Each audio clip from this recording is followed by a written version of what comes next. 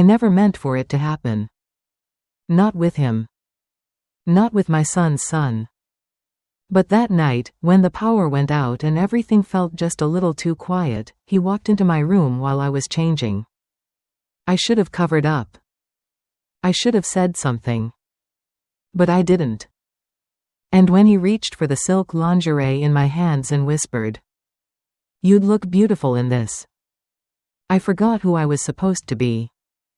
Maybe it wasn't lust. Maybe it was the way he saw me, like I mattered. Like I was wanted. I've never said this out loud. Not to a friend, not to a therapist, not even to myself, until now. But I need to say it. Maybe not for forgiveness, and definitely not for approval. Just to let it breathe. A few months ago, something happened between me and Jake. He's my stepson, my husband's only child, and for years, I saw him as just that, my responsibility. My reminder that I married into someone else's life. But that night, something changed. And I can still hear the sound the closet door made when he walked in. I can still feel the silence that wrapped around us after his eyes met mine. And worse, I can still feel the heat in my chest when he didn't look away. You might think I'm disgusting. You might think I'm selfish. You might be right. But if you've ever been a woman who's gone invisible in her own marriage, if you've ever stood in front of a mirror and felt more like a ghost than a wife, if you've ever longed, not for sex, but to be seen again, then maybe, just maybe, you'll understand. It wasn't lust. It wasn't planned. It wasn't anything I thought I'd be capable of. But in that moment, standing in silk and skin, with Jake holding a pair of lingerie in his hands, I wasn't his stepmother. I wasn't my husband's wife. I was just a woman. And for the first time in years, someone looked at me like I still mattered.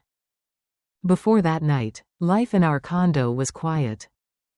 Not peaceful, just quiet in that hollow, echoing kind of way. My husband traveled for work almost constantly. And when he was home, he barely noticed I existed. He used to call me gorgeous and bring me flowers on Fridays. Now, he just grunts when I remind him to take his blood pressure meds. Most nights, I'd eat alone at the kitchen island. One side of the table set, a wine glass, sometimes two, just out of habit.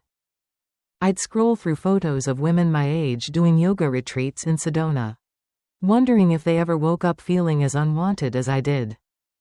The condo was beautiful, glass walls, dimmable lights, expensive art I didn't choose. But no matter how soft the rugs or how high the ceilings, it never felt like home. Just a stage. And I was the houseplant someone kept forgetting to water. Sometimes I'd light candles in the bath just to pretend someone might walk in and care. But no one ever did. Then Jake came back from college, temporarily. He said. Needed a place to stay between semesters. I told myself it'd be fine. He'd stay in the guest room. We'd keep to ourselves, and I'd go back to being invisible. But I hadn't realized how loud someone's presence could feel. When you've been surrounded by silence for too long. Jake arrived on a rainy Sunday afternoon. He rang the doorbell even though he had the key. That alone made me smile. He looked older, sharper jawline, shoulders broader than I remembered. Still had that same messy hair and the dimple that appeared only when he grinned wide enough. Hey, Laura, he said, his voice deeper now. Hope I'm not crashing anything. I waved it off, pretending to be casual, even though my heart kicked at the sound of my name in his mouth. He smelled like aftershave and college laundry. There was a sweetness to him, young, easy, familiar. He called me Laura. Never Mom, and that was always fine. We were polite, friendly, distant. The first few days passed quietly. He slept late, cooked his own meals, offered to help clean the kitchen.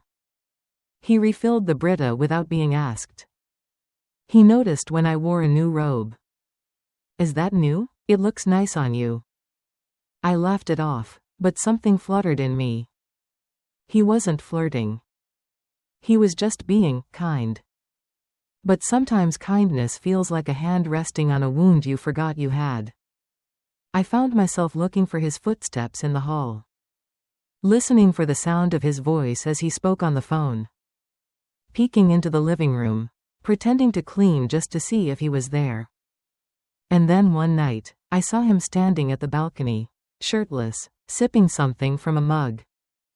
The city lights lit up his skin. He looked not like a boy. Not anymore. I should have looked away. But I didn't. And when he turned to glance back and caught my stare, he didn't look away either. That was the first time I felt it. The shift. The slow, silent crumbling of whatever boundary had held us in place. The power went out around 9 p.m. One moment I was pouring a glass of wine in the kitchen. And the next, darkness. The city outside blinked, then settled into a dim, flickering glow. I lit a few candles, grabbed the flashlight from the pantry.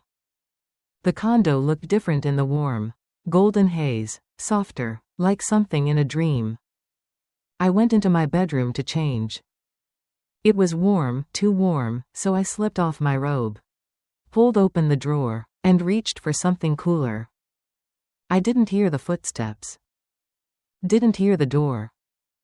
Just his voice, low and startled behind me. Laura, I'm so sorry. I turned, frozen. In the candlelight, I saw Jake standing in the doorway, eyes wide, holding the battery pack I'd asked him to find earlier. He wasn't moving. Neither was I. I was standing there in nothing but a silk slip. Lingerie, really, I hadn't meant to wear it for anyone but myself.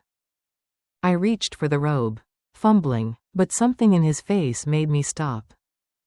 It wasn't lust. It was awe.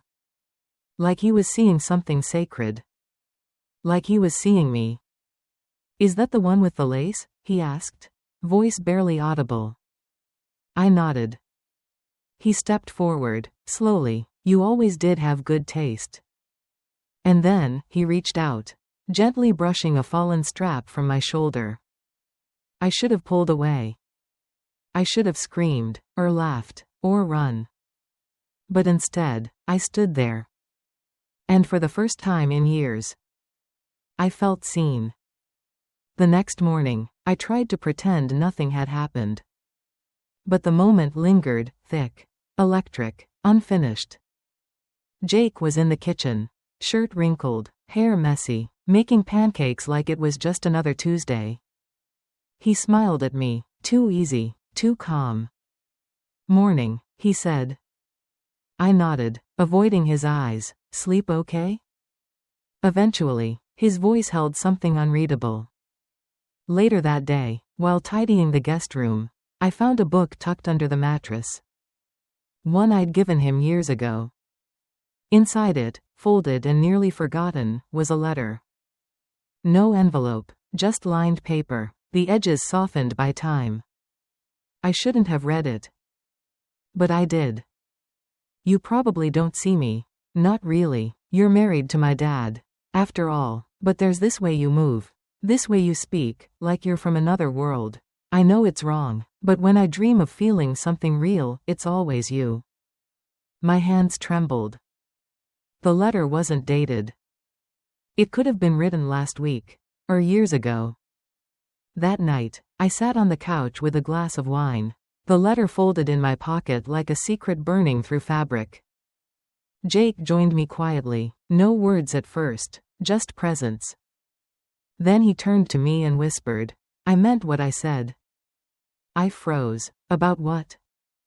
His eyes didn't waver. That you deserve to feel beautiful. Every day. I couldn't answer.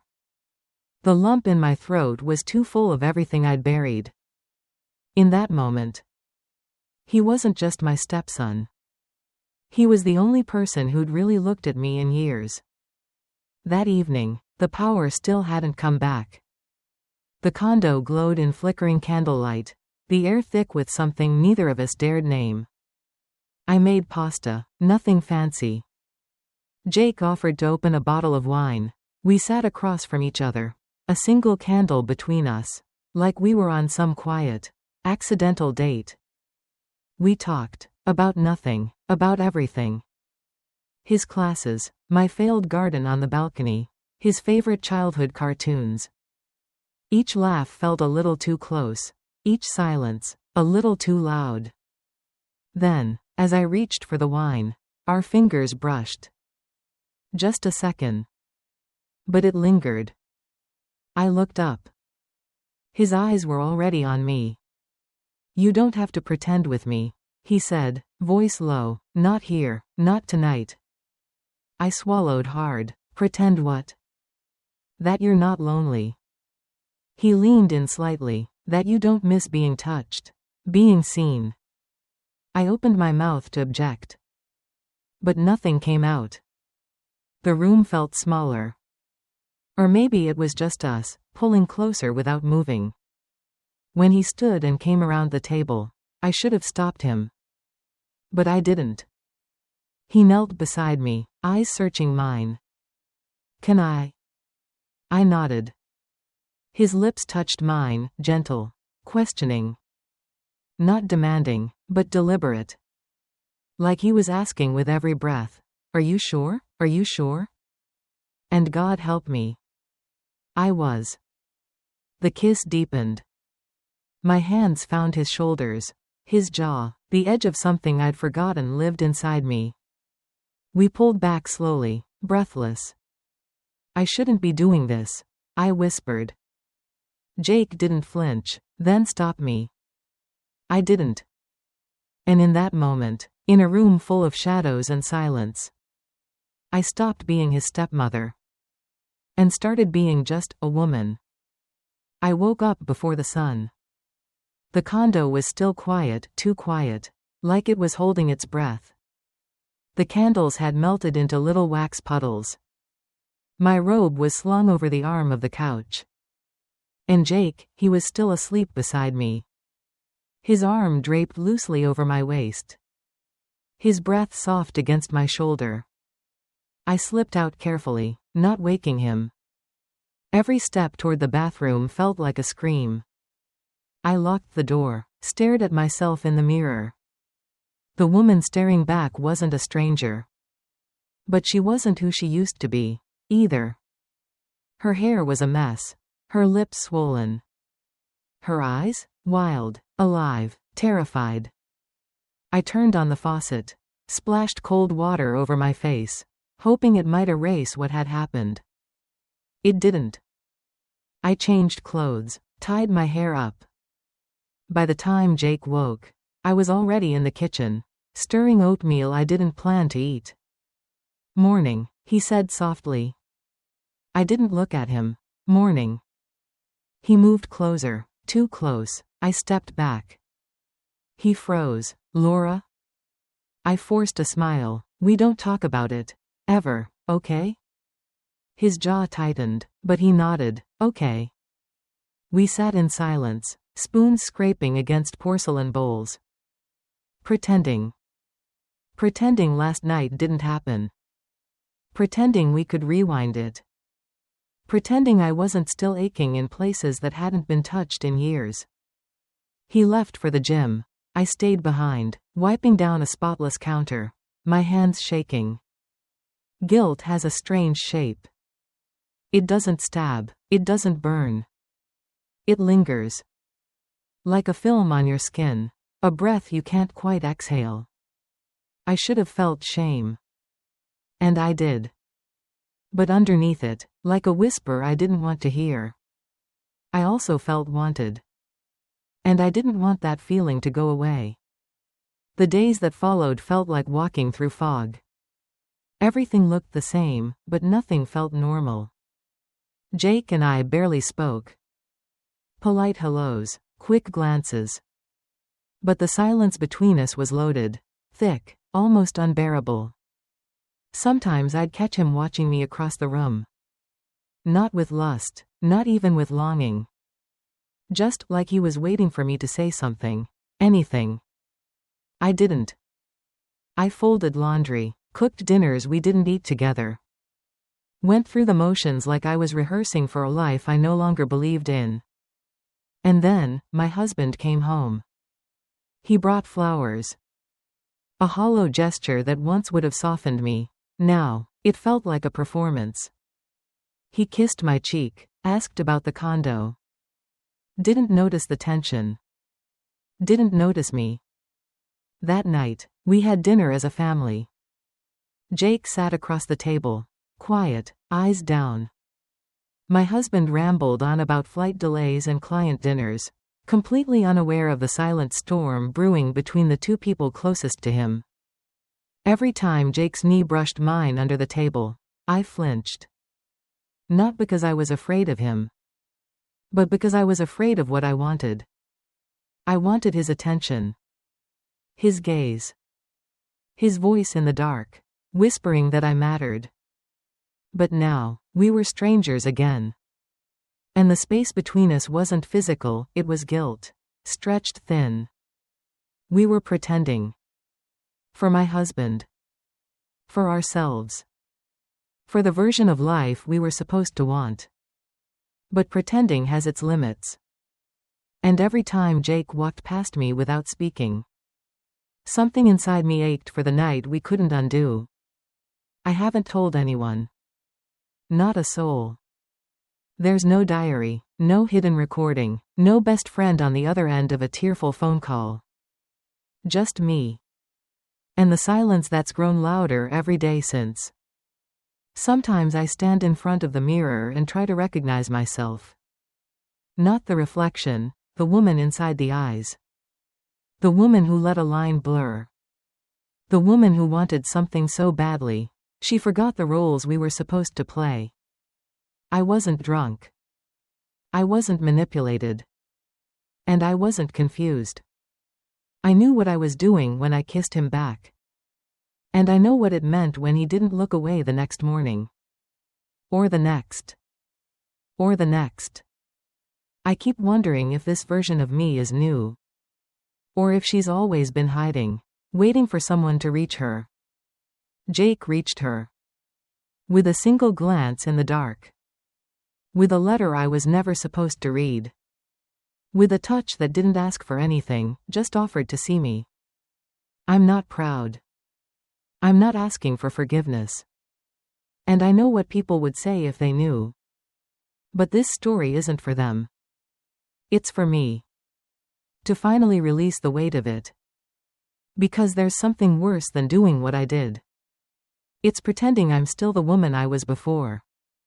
And I'm not. I can't be. Something changed in me that night. And whether it was wrong, forbidden, or broken, it was also real. Sometimes, late at night when the world finally goes quiet, I replay it. Not the kiss, not the candlelight, but the moment before. When Jake looked at me like I wasn't fading. Like I was still someone worth wanting. And I wonder, was that moment worth all the silence that came after? Because the truth is, I haven't touched him since. We've kept our distance, carefully, respectfully. Like two people balancing on the edge of a cliff, pretending there's solid ground beneath them. But I still feel it. The crack in the foundation. The pull that hasn't disappeared. I wear the robe he saw me in that night less often now. And when I do, I avoid mirrors. Because some reflections don't lie. And some truths never stop echoing. I don't know what this makes me. A bad wife? A selfish woman? A mother figure who failed? Or just a person who reached for something warm when everything around her had gone cold? So I'll ask you. Not to judge me, but to understand me. If someone you weren't supposed to love looked at you like you were alive again. If they saw past your age, your roles, your silence, and gave you one night of being chosen, would you stop it? Or would you let yourself feel it? Just once. And never speak of it again?